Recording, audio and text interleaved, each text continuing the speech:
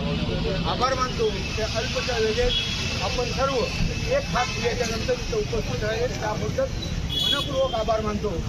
तसेच आपण या ठिकाणी कोणत्या हेतूने इथं जमा झालो हा हेतू आपल्याला माहीत आहे. तर मी आपल्या सर्वांना विनंती करेन की आपण या शांततेने या ठिकाणी आले, त्याचप्रमाणे इथून परत जाताना त्याच शांततेने जायचं आहे. आपल्याला या ठिकाणी रामगिरीचं ज्याने आपल्या आप सल्लाच्या विषयी जे काय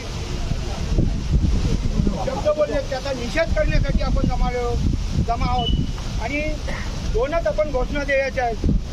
ज्यांनी आपल्या आप सल्लाची गुस्ताखी केलेली आहे त्याचा निषेध असो आणि त्याच्यावर गुन्हा दाखल व्हावा ही मागणी, अशा ह्या दोन घोषणा करायच्या आहेत. आपण सर्व या शांततेने ज्या शांततेने आलेत त्या शांततेने हा काम पार पाडू आणि या ठिकाणी त्याच्यानंतर आपले प्रमुख 4-5 लोक जाऊन तहसीलदार व पोलीस स्टेशनला निवेदन देतील. त्यावेळी आपण असेच बाहेर शांत राहील एवढीच मी आपल्याकडनं अपेक्षा बाळगतो. आणि आपण एकदा मी आपल्याला विनंती करेन, ज्या रामगिरीने आपल्या आप सल्लाचा विषयी गुस्ताखी केलेली आहे त्याचा निषेध असो ती घोषणा द्या. जोरात बघू द्या. अरेस्ट करो, अरेस्ट करो, रामगिरी को अरेस्ट करो, अरेस्ट करो, अरेस्ट करो, रामगिरी को अरेस्ट करो, अरेस्ट करो, अरेस्ट करो, रामगिरी को अरेस्ट करो, अरेस्ट करो, अरेस्ट करो, रामगिरी को अरेस्ट करो, अरेस्ट करो, अरेस्ट करो, रामगिरी को अरेस्ट करो. मी आपल्या सर्वांना विनंती करेन, यापुढे आपण कोणत्या धर्माची किंवा कोणत्या समाजाची आपल्याकडनं कोणती अपमानास्पद चूक होणार नाही आपल्याकडून, ह्याची सुद्धा आपण दक्षता घ्याल. आणि यापुढे आपल्या पैगंबर किंवा अन्य कोणत्याही धार्मिक याचा अपमान करणारा हे असेल त्यासाठी अगदी तीव्र यापुढे तीव्रता आपण बाळगायची. आपला पण अधिकार तेवढाच आहे. या महाराष्ट्राच्या गृहमंत्र्याला जाग आणून द्यायची आपल्याला. इथंच आपण थांबायचं नाही. यापुढे त्या महाराष्ट्राचे गृहमंत्री आहेत त्यांना सुद्धा तुम्ही पर्सनली आपण 5-6 लोकांना नक्कीच भेटून त्याविषयी त्यांना त्याची दक्षता दिली पाहिजे. पण आपण सर्व इथं एक हिंदू मुस्लिम मिळून राहतो. इथं कोणता अनुचित प्रकार घडला नाही पाहिजे याची सर्व आपण दक्षता घ्याल. आपण ज्या पद्धतीने आले त्याबद्दल आपले पुन्हा आभार मानून मी इथंच थांबतो. जय हिंद, जय महाराष्ट्र.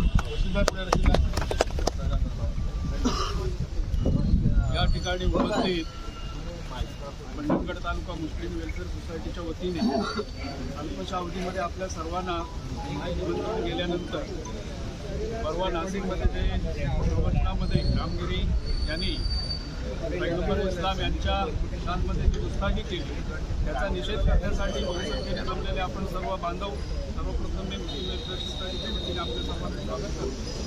आताच आपल्यासमोर भाऊसाहेबांनी सांगितले की आपण काय उद्देशाने कोणत्या हेतूने या ठिकाणी जमलेलो आहोत. त्याचा त्यांनी जे केलेल्या वक्तव्याचा जेवढा आपण निषेध करू तेवढा कमीच आहे.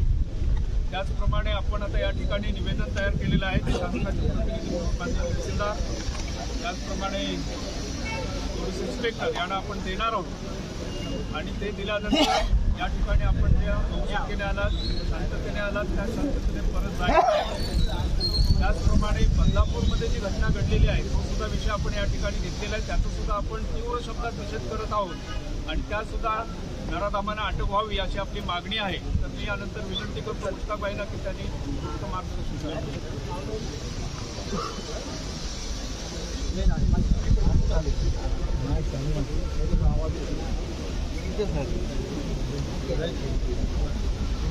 अरेस्ट करो, अरेस्ट करो, रामगिरी को अरेस्ट करो, अरेस्ट करो, अरेस्ट करो, रामगिरी को अरेस्ट करो, अरेस्ट करो, अरेस्ट करो, रामगिरी को अरेस्ट करो, अरेस्ट करो, अरेस्ट करो, रामगिरी को अरेस्ट करो. अस्सलाम वालेकुम सलाम. आजच्या या मंडणगडीचे समाजाच्या वतीने निषेध आणि FIR दाखल करण्याच्यासाठी उपस्थित असलेल्या त्यांनी तालुक्याचे प्रमुख तालुक्याचे आज आपण या ठिकाणी उपस्थित आहोत, ज्यामध्ये आपल्या सगळ्यांना माहिती आहे की आप सल्लल्लाहु अलैहि वसल्लम यांच्या शानमध्ये जी गुस्ताखी केली त्याचा निषेध आणि एफआर दोन गोष्टीसाठी आपण या ठिकाणी आलो. तिसरा विषय त्याच्यामध्ये आहे की बदलापूरमध्ये एखाद्या दोन चिमुकल्यावर लैंगिक जो अत्याचार झाला त्याचा देखील निषेध करण्यासाठी आपण या ठिकाणी आलो. पाणकोटमध्ये 4-5 दिवस पूर्वी आपण अगदी पूर्ण शांततेमध्ये आपण त्या ठिकाणी बहुसंख्य जनसमुदायाच्या वतीने आपण त्या ठिकाणी निवेदन दिलं. त्याच्यानंतर आज तालुक्याची निवेदन देण्याची वेळ आहे. मला एवढंच विनंती करते आपल्यावर कोणालाही चितोडून किंवा बोट उठवण्याचे आपण कोणालाही होऊ नये. आज जमावबंदीचा आदेश आहे. होत असताना देखील आपल्याला पोलीस प्रशासनाने तहसीलदाराने आपल्याला या ठिकाणी आपले विचार मांडण्याची निवेदन सादर करण्याची या ठिकाणी मला एवढंच सांगायचं आहे की रामगिरी गुरु नारायणगिरी महाराज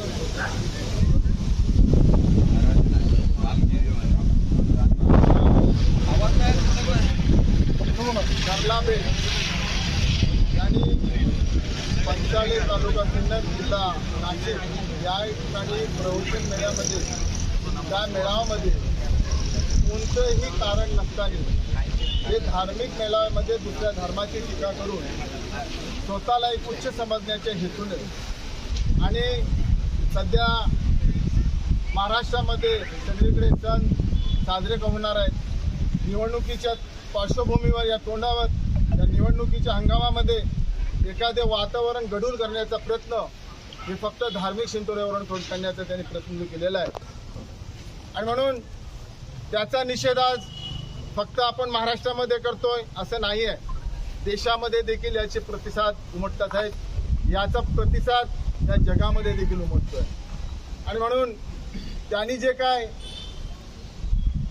धंदे त्या लोकांनी केल्याने राजकीय का ठेका घेतलेला आहे अशा पद्धतीचे जे वक्तव्य त्या ठिकाणी करून जे अपमानास्पद जे शब्द केले गेले ते तेढ निर्माण करणारे जे शब्द केले गेलेले आहेत त्याच्याबद्दल आपण आज या ठिकाणी आपण निवेदन देतोय.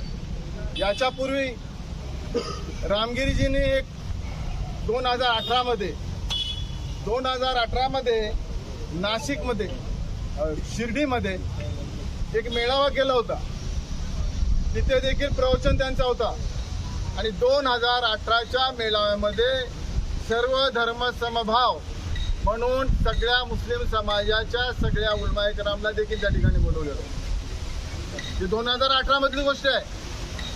आणि त्या ठिकाणी बोलून ते संदेश देऊ इच्छित होते की आपण सगळ्यांनी जर एकत्र राहिलो तर कायदा सुव्यवस्थेचा कुठे प्रश्न निर्माण होणार नाही.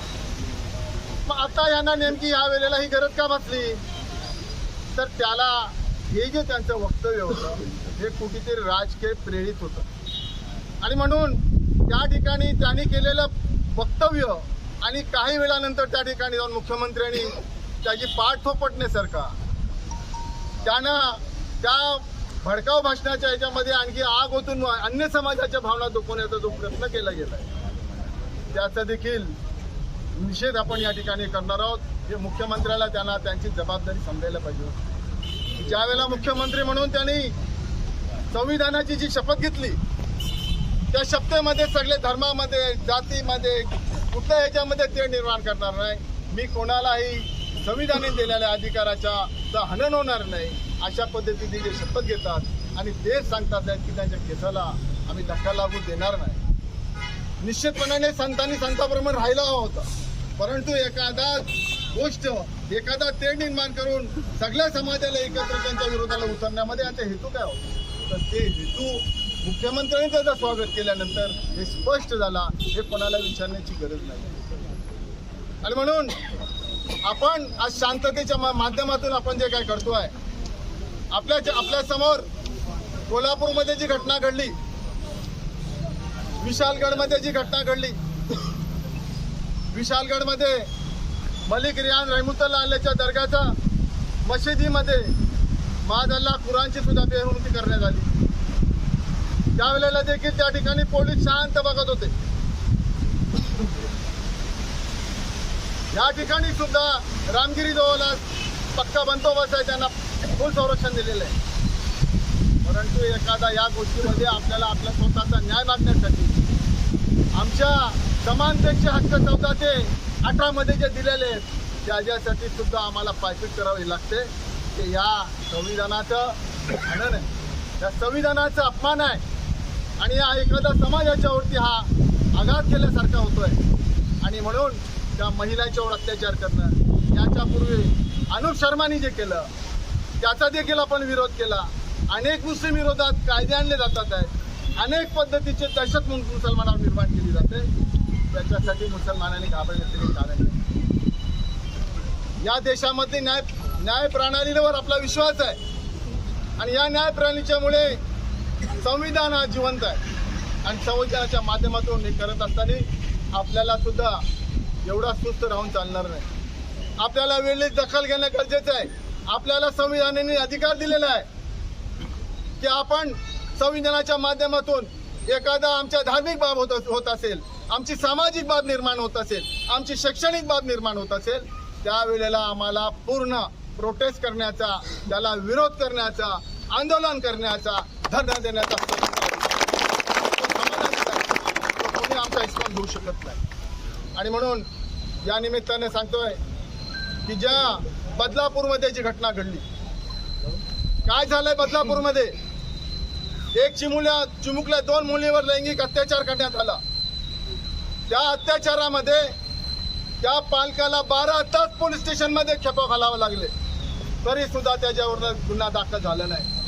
परंतु ही अफवा, हे वारे ज्यावेळेला सगळीकडे पसरले आणि सगळ्या महिलांना एकवटले गेल्या आणि ज्यावेळेला त्यांनी संघर्षाची भूमिका घेतली, बदलापूरचे जाऊन पोलीस स्टेशन, रेल्वे स्टेशन बंद केले, तेव्हा त्या खऱ्या अर्थानं त्या प्रशासनाला जाग आहे.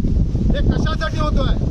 या फक्त ऑगस्ट महिन्यामध्ये, केवळ या फक्त ऑगस्ट महिन्यातच मी बोलतोय, या ऑगस्ट महिन्यामध्ये महाराष्ट्रामध्ये किमान 10 ठिकाणी लैंगिक अत्याचार झाल्याच्या घटना घडल्या. तर महाराष्ट्र, ज्याच्यामध्ये अकोल्यामध्ये घडले, नागपूरमध्ये घडला, पुण्यामध्ये घडले, सांगलीमध्ये घडला, कोल्हापूरमध्ये घडला आणि रत्नागिरी.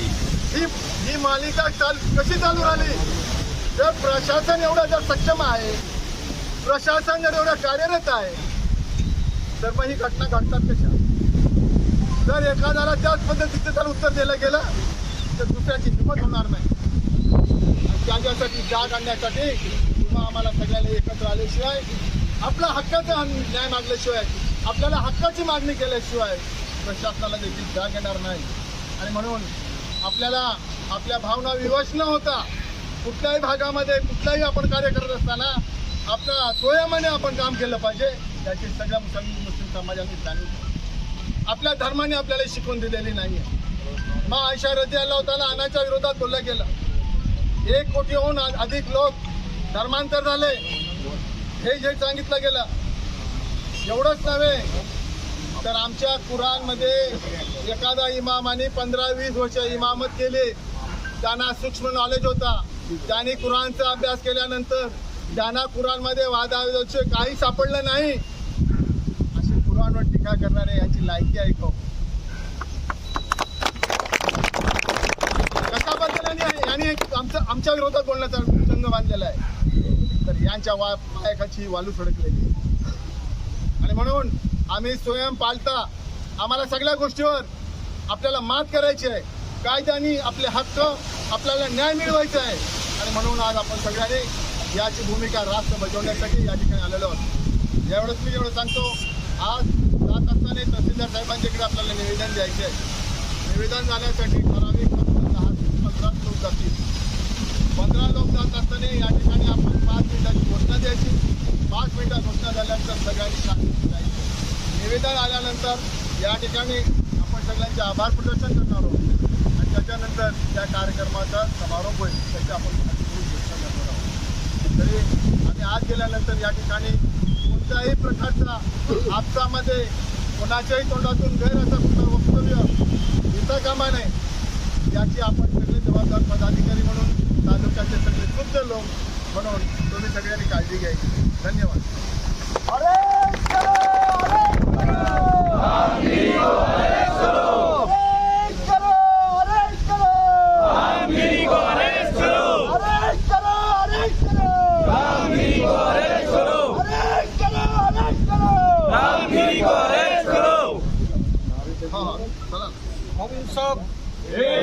हम सब नाराए तकबीर, नाराए तकबीर, नाराए तकबीर,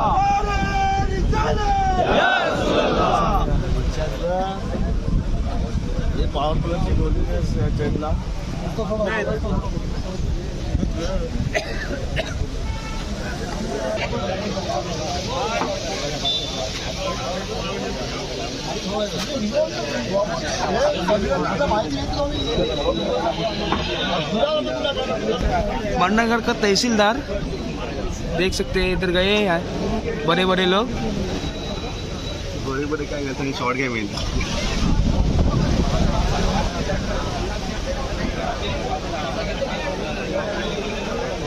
ही सगळी लोक आसमान गेलेली निवेदन द्यायसाठी तहसीलदार ऑफिस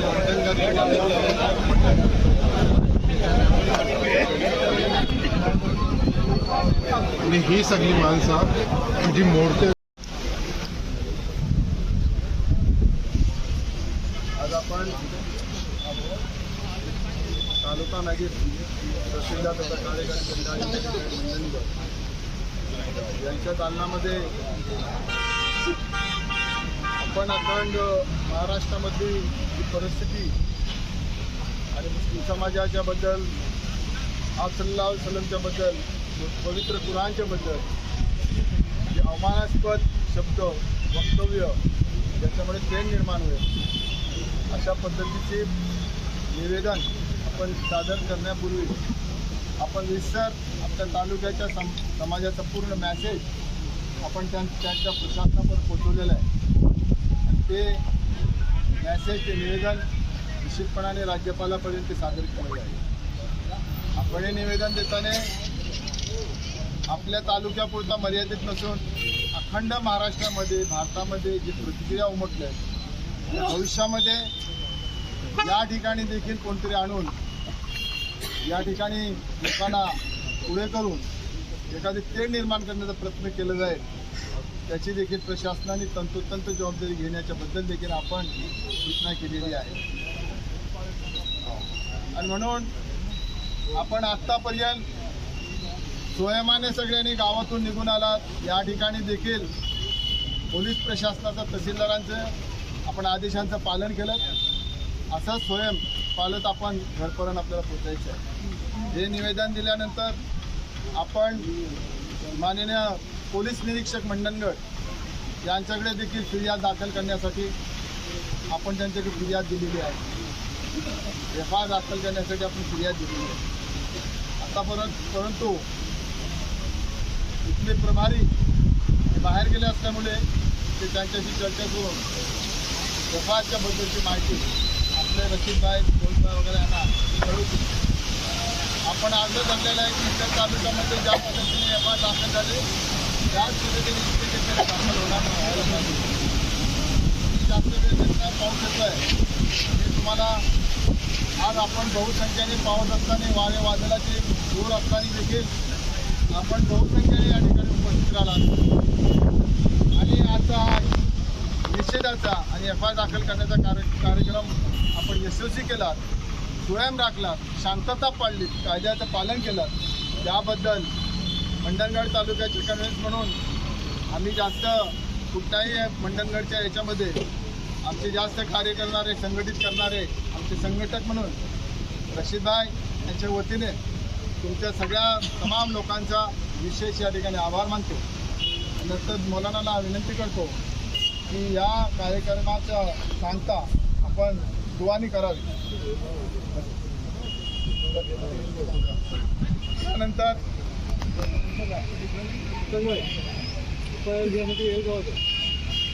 रत्नागिरीला गेलेले आहे, पालघडला बंदोबस्ताला पाठवलं, पालघडला बंदोबस्ताला गेलेले सर. किती दिवस लागणार आहे यासाठी? आता सांगतो, कळवतो तुम्हाला फोनवर मी त्याच्यावरची माहिती आहे. तुमच्या उपस्थित राहिल्याबद्दल तुमचे सगळ्यांचे विशेष आभार व्यक्त करत आहे. याच्यानंतर मौलाना दुआ करतील, दुआच्या नंतर राष्ट्रगीत होईल, नंतर सांग.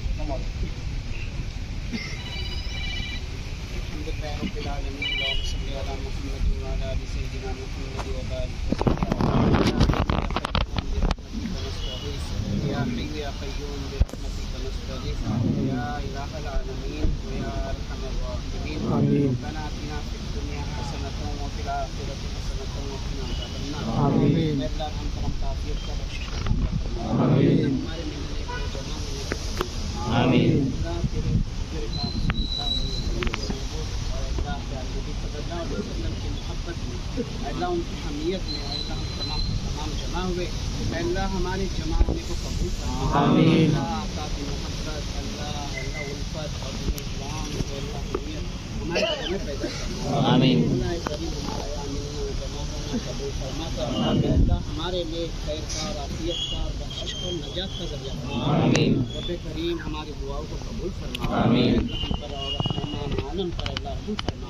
आमीन. आलम में अल्लाह अमान कायम फरमा. अल्लाह चैन सुकून इत्मीनान राहत नसीब फरमा. आमीन. मौला करीम हमारे दुआओं को अपने फजल व करम से जनाब नबी पाक दुआ की बरकत से कबूल फरमा. आमीन. रब्बना तक़ब्बल मिन्ना इन्नका अंतस समीउल अलीम व तब अलैना इन्नका अंतत तव्वाबुर रहीम. इन्नल्लाह व मलाइकतहु युसल्लूना अलन नबी या अय्युहल्लज़ीना आमनू सल्लु अलैहि व सल्लिमू तस्लीमा. अल्लाहुम्मा सल्लि अला सय्यिदिना मुहम्मद व अला आलिहि वसल्लम. سبحان ربك رب العزة عما يصفون وسلام على المرسلين والحمد لله. आपण राष्ट्रगीतसाठी पोझिशनवर बरोबर उभा राहायचा.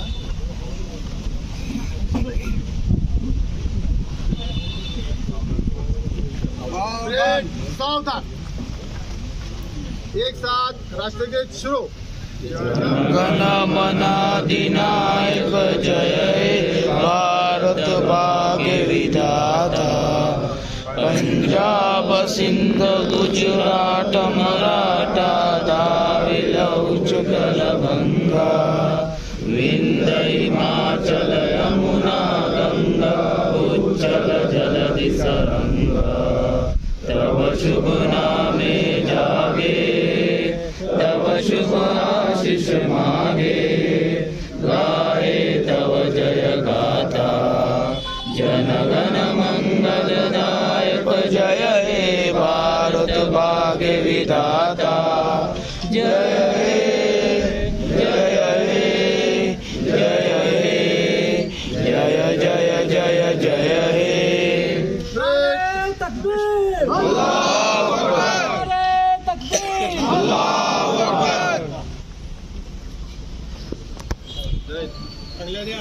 पद्धतीने आरामशीर